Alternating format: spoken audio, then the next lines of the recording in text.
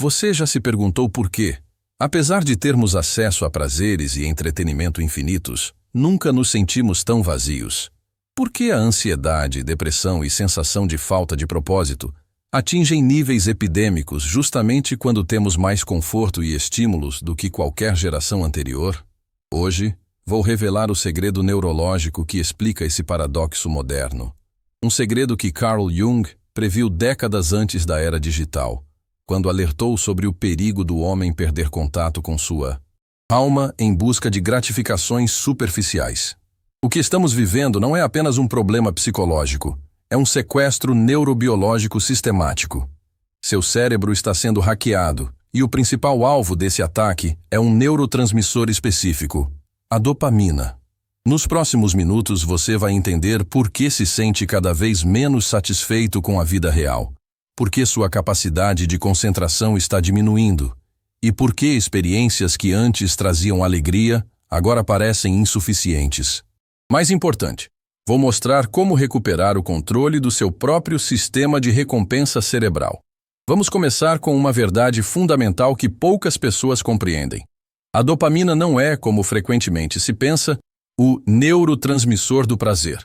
É, na verdade, o neurotransmissor do desejo, da busca, da antecipação. A dopamina não é liberada principalmente quando obtemos algo prazeroso. Ela é liberada quando esperamos obter algo prazeroso. É o combustível neural que nos faz perseguir recompensas. É o que nos faz rolar infinitamente a tela do Instagram, verificar obsessivamente notificações ou jogar só mais uma partida. O neurocientista Robert Sapolsky, da Universidade Stanford, explica que a dopamina não está relacionada à felicidade, mas à busca. É o que nos mantém perseguindo a próxima coisa, e a próxima, e a próxima. É o quase lá neurológico que nos mantém em movimento. Durante a maior parte da evolução humana, esse sistema funcionou perfeitamente. A dopamina nos motivava a buscar comida, abrigo, parceiros, coisas essenciais para a nossa sobrevivência que exigiam esforço considerável para serem obtidas. Quando finalmente conseguíamos essas recompensas, outros neurotransmissores como endorfinas, serotonina e ocitocina produziam sensações de satisfação e contentamento. Mas algo catastrófico aconteceu nas últimas décadas. Criamos ambientes artificiais que exploram e manipulam esse sistema primitivo de recompensa. Imagine que seu cérebro evoluiu esperando um certo orçamento diário de dopamina.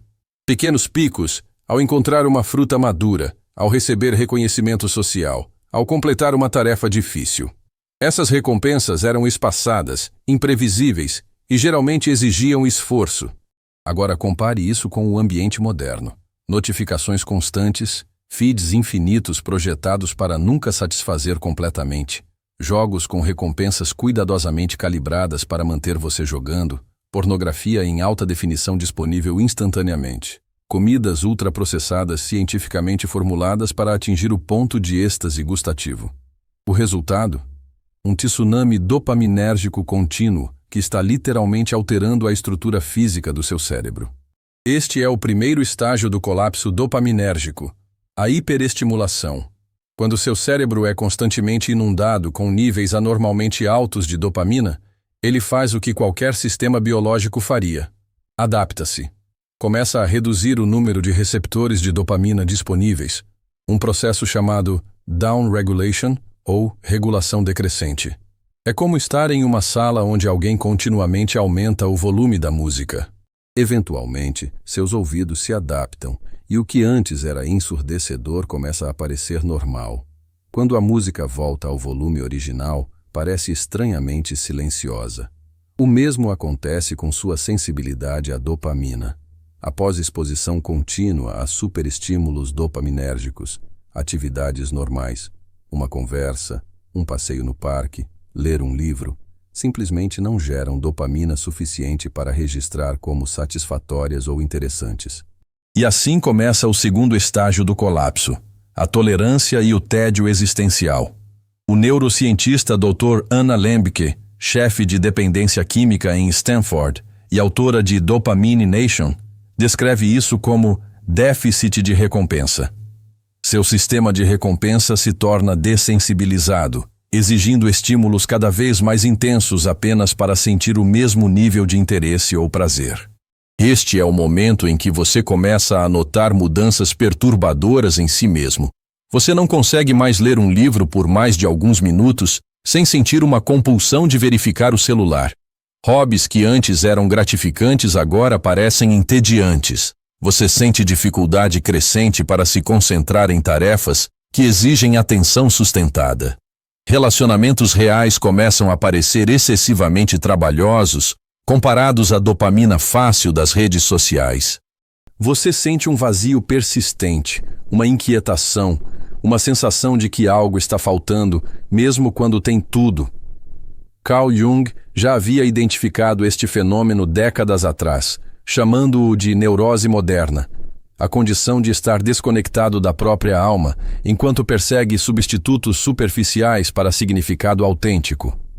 Jung escreveu: "O homem moderno não entende o quanto seu racionalismo o afastou de sua natureza mais profunda e o prejudicou em sua individualidade. Ele acredita ter capturado a alma e a tem em sua mão, enquanto na realidade a alma o domina através de suas obsessões e compulsões. Substitua racionalismo por notificações, e você tem uma descrição perfeita da condição contemporânea. O terceiro estágio do colapso dopaminérgico é o mais perturbador, a anedonia, a incapacidade de sentir prazer. Quando seu sistema dopaminérgico está cronicamente dessensibilizado, você entra em um estado de insatisfação permanente. Nada parece suficiente. Você obtém o que pensava desejar, mas a satisfação é momentânea ou inexistente. A neuropsiquiatra Dra. Judson Brewer, da Universidade Brown, descreve este fenômeno como recompensa insuficiente, quando as experiências consistentemente oferecem menos satisfação do que o cérebro antecipou. O resultado é uma sensação de decepção crônica. Este é o estado de muitas pessoas hoje, constantemente buscando o próximo estímulo, nunca totalmente presentes no momento atual, incapazes de sentir contentamento duradouro, experimentando relacionamentos superficiais e descartáveis, sentindo-se simultaneamente exaustas e entediadas. O caso de Tiago ilustra perfeitamente este ciclo. Aos 28 anos, ele tinha tudo o que pensava desejar: um bom emprego, relacionamentos, acesso a entretenimento ilimitado. Ainda assim, sentia um vazio profundo.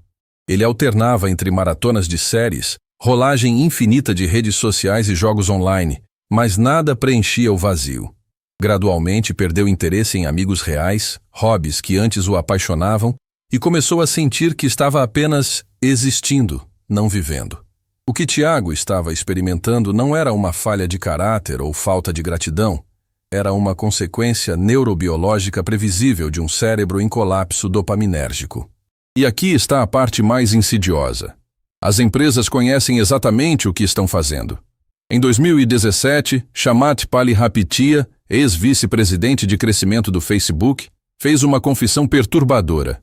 Os ciclos de feedback de curto prazo impulsionados por dopamina que criamos estão destruindo como a sociedade funciona.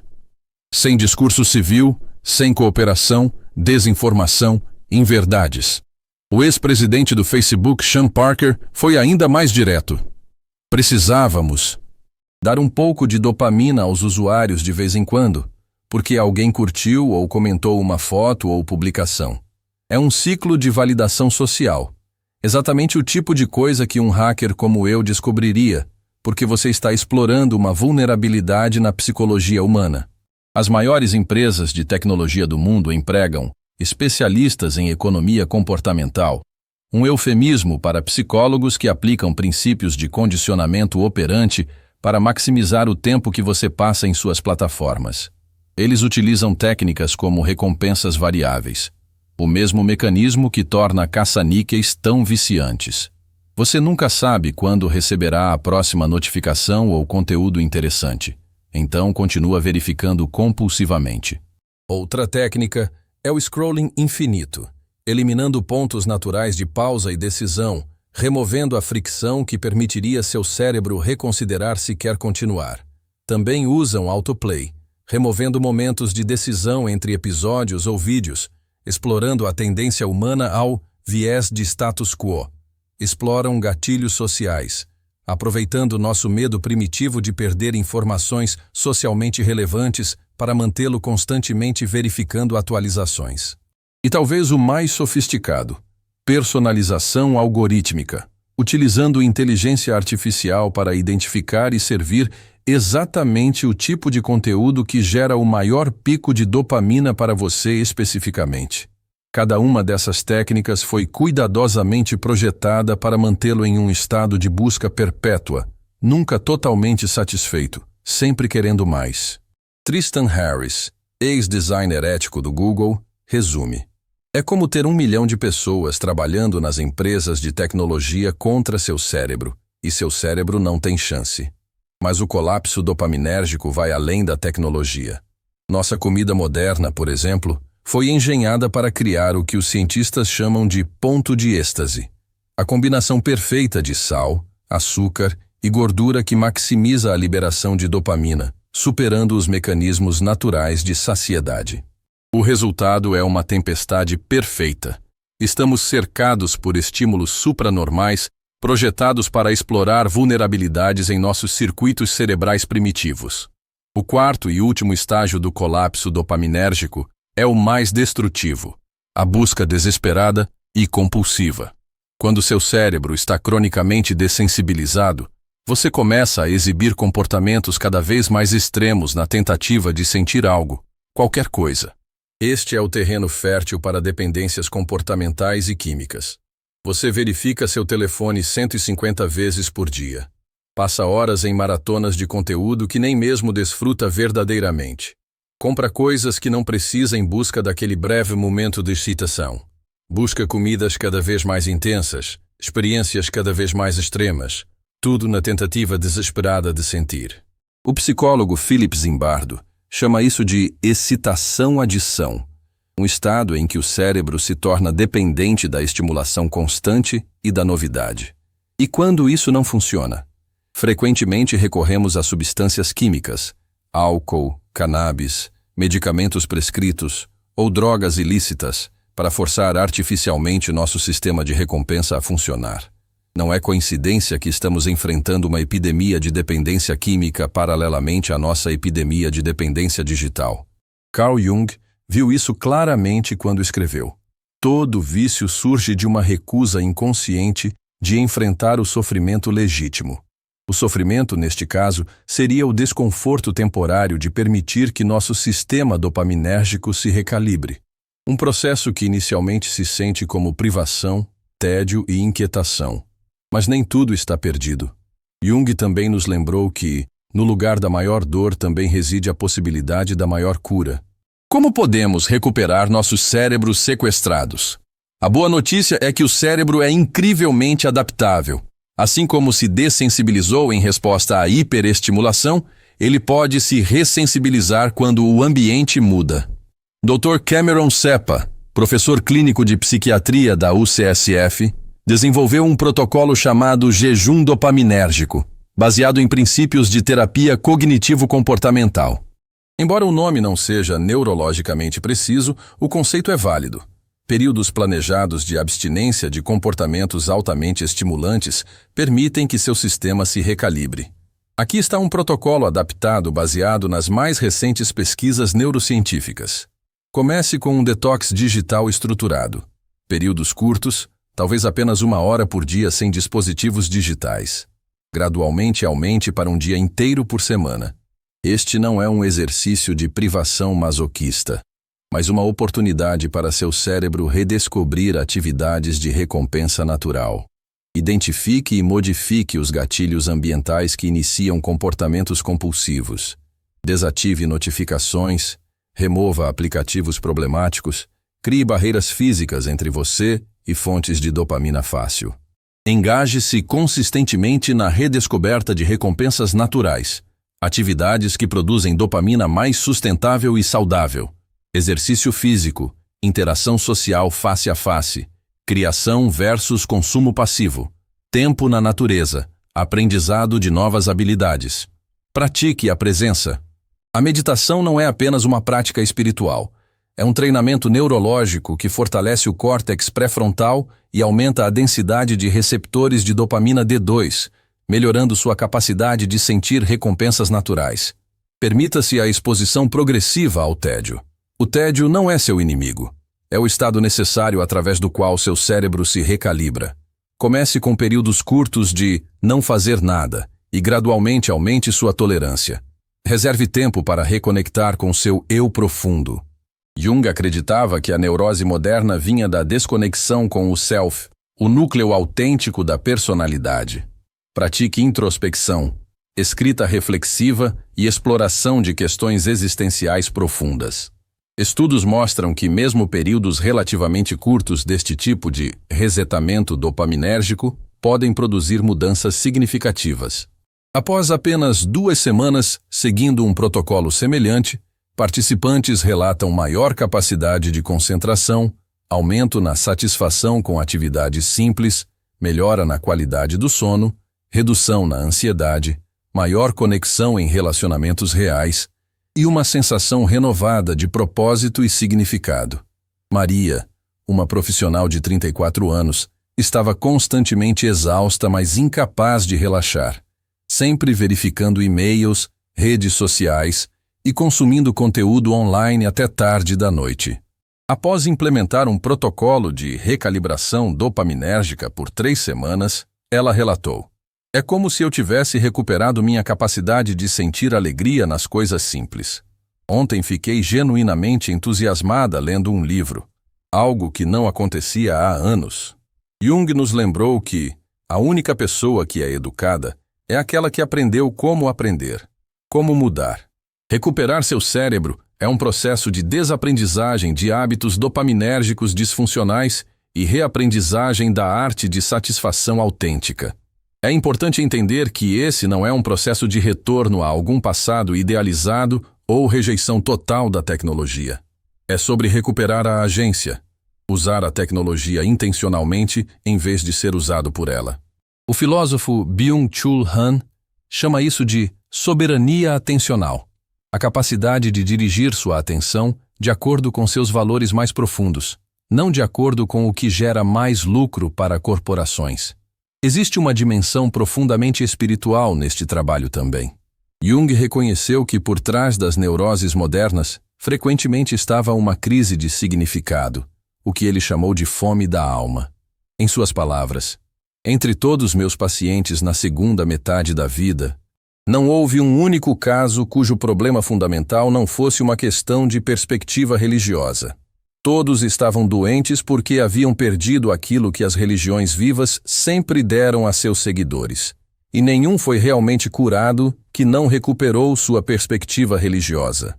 Jung não estava advogando por dogmas religiosos específicos, mas pelo reconhecimento de que os humanos têm necessidades que vão além do material e do sensorial. Necessidades de significado, propósito, conexão com algo maior que si mesmos. O colapso dopaminérgico, visto por esta perspectiva, não é apenas uma disfunção neurológica, é uma crise existencial.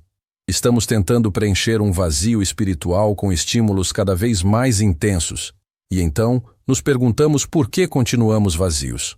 A solução, portanto, não é apenas técnica, mas holística. Recalibrar não apenas nossos sistemas de recompensa neurológica, mas reorientar nossa busca para formas mais profundas e sustentáveis de significado. Como Jung nos lembrou, quem olha para fora, sonha. Quem olha para dentro, desperta. O despertar do colapso dopaminérgico começa com esta consciência, reconhecendo como ambientes modernos estão explorando vulnerabilidades em nossos cérebros primitivos, e então tomando medidas deliberadas para recuperar nosso controle. Estamos em um momento crítico da história humana, o primeiro momento em que enfrentamos ambientes tão radicalmente desalinhados com nossa neurobiologia. O resultado deste experimento ainda não está determinado. Podemos nos tornar cada vez mais fragmentados, distraídos e insatisfeitos, ou podemos usar este conhecimento para criar uma relação mais saudável com tecnologia, mídia e estímulos. A escolha, como sempre, é sua. Como você usará esta informação? Continuará permitindo que seu cérebro seja hackeado ou começará o processo de recuperação? Lembre-se, seu cérebro pode mudar. Seus receptores dopaminérgicos podem se regenerar. Sua capacidade de sentir satisfação genuína, propósito e alegria pode ser restaurada. Mas isto não acontecerá acidentalmente. Requer ação intencional contra poderosas forças econômicas projetadas para manter você em um estado de busca perpétua. Como Jung disse, sua visão se tornará clara apenas quando você olhar para dentro de seu coração. Quem olha para fora, sonha. Quem olha para dentro, desperta. É hora de despertar do sonho dopaminérgico. É hora de recuperar seu cérebro, sua atenção e, finalmente, sua vida.